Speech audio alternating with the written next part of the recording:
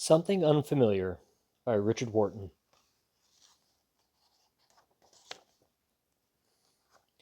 This story, this children's story, though filled with imagination and wonder, is based on real life events. Well, sort of. This is about a little boy who is afraid of the dark and the secrets that he keeps. It starts out a bit differently than most children's stories. It begins like a nightmare. For my boys.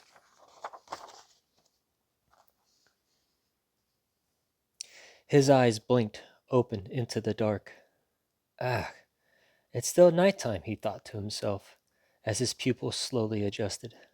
Shadowy objects began to resemble familiar shapes scattered about his room. He could make out his basketball hoop, his obnoxiously loud air purifier, as well as his toy guns and its darts randomly scattered across his floor. Suddenly, his scan came to an abrupt halt. Something unfamiliar and too difficult to make out came into view. The little boy's heart began to thump wildly in his chest.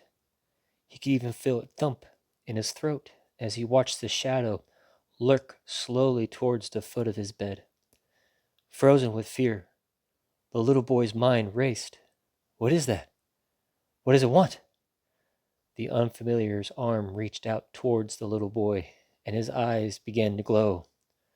Struggling to find his voice to call out for help, the little boy was silent until finally he let out a loud scream and immediately started to cry.